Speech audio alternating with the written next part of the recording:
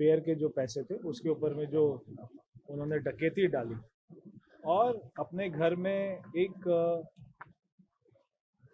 महंगे से महंगे कंसल्टेंट, महंगे से महंगे आर्किटेक्ट, महंगे से महंगे इंटीरियर डिज़ाइनर बुलाकर और ऐसी ऐसी चीज़ें वहाँ पे खरीदी गई सरकारी पैसे से जो एक देश के किसी भी नेता के घर में आपको नहीं मिलेगी।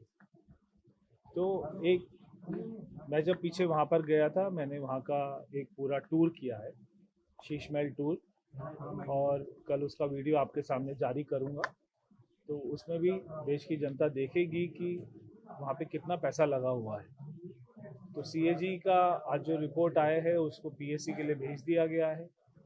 वहाँ से जब आएगी रिपोर्ट उसके ऊपर में क्या एक्शन होगा तब तो वो बाद में पता लगेगा।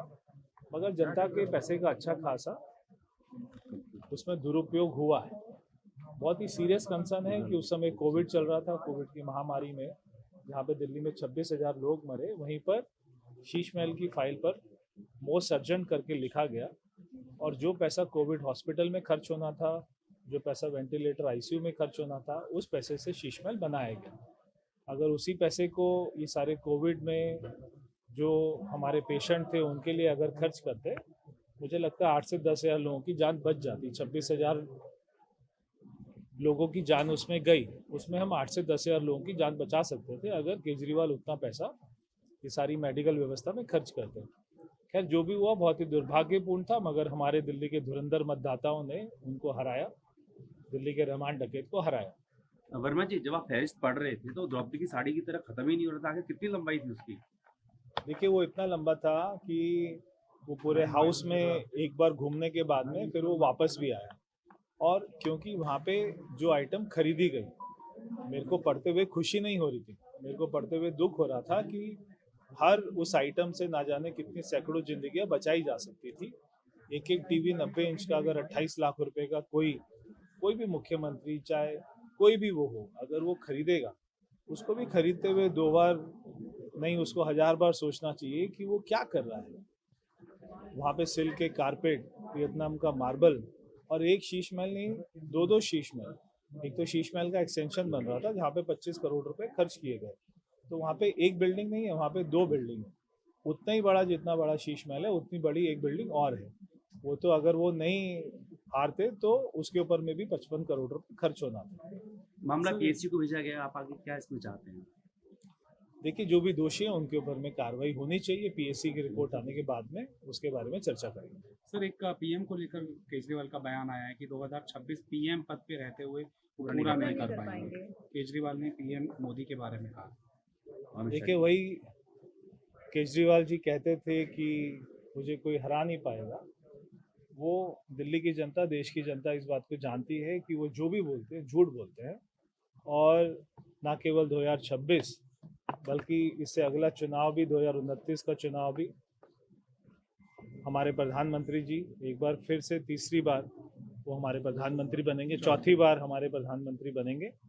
और चौथी बार ही नहीं, हम तो चाहते 5वीं बार भी वही प्रधानमंत्री बने, और ईश्वर उनको स्वस्थ जीवन दे, उनको अच्छा शरीर दे, और जब तक वो आखिरी सांस तक देश की सेवा करने में सक्षम रहें तब तक वो हमारे प्रधानमंत्री बने रहें। तो केजरीवाल जी आज जहाँ पे पंजाब में ड्रग्स का इतना चलन हो रहा है, वहाँ पे युवा पीढ़ी पूरे सारे के सारे ड्रग्स में खप रहे हैं, केवल अपनी गलतियों से ध्यान भटाने के लिए। आज वो शीश महल की जो रिपोर्ट आई है उससे ध्यान भटकाने के लिए, और वो ऐसे ऐसे बातें करते हैं जिनका कोई मतलब नहीं।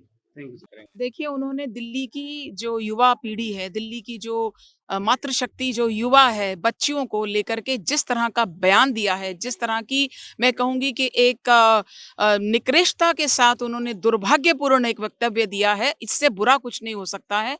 उनको दिल्ली की बच्चियों से माफ़ी माँगनी चाहिए कि वो इन बच्चियों को अपने प्रचार के लिए इस्तेमाल करेंगे। हाथ लगा करके देखें, वो दिल्ली की बच्चियों की तरफ आँख उठा करके भी देखें। हम बैठे हैं दिल्ली की जनता के प्रहरी, जब हम उनको ये सपनों की उड़ान दे सकते हैं कि उनको साइकिल मिलेगा, वो आगे पढ़ेंगी, उनको स्कॉलरशिप मिलेगा, और ये इस तरह की बातें करके ये इनकी वो मानसिकता है जो आम आदमी पार्टी की पूरी विचारधारा महिला विरोधी है, बच्चियां विरोधी है। मैं तो कहूंगी कि अपनी जो बेटी के बाप होने के बाद उनको ये विचार नहीं आया तो और उनसे क्या उम्मीद करें। महल पे सीएजी रिपोर्ट आई है, क्या कहेंगे? सीएजी की रिपोर्ट एक खुला आईना है उन सभी बातों का जो भारतीय जनता पार्टी ने लगातार कहा। अब तथ्यों के साथ सीएजी की इस रिपोर्ट में वो बातें सामने आई हैं कि किस प्रकार से पूर्व मुख्यमंत्री केजरीवाल ने अपने ऐशो आराम के लिए दिल्ली की गाड़ी, जनता की गाड़ी कमाई का पैसा दुरुपयोग किया, बर्बाद किया। बजट सत्र को एक दिन के लिए बढ़ा दिया गया है। जी, बजट पर चर्चा होना अभी बाकी है क्योंकि बहुत से विषयों पे आज चर्चा हुई। कल अवकाश का दिन है, तो अब सत्र इसीलिए बढ़ाया गया है ताकि बजट के ऊपर पूरी तरह से चर्चा होकर के फिर बजट को फाइनल स्वरूप मिले।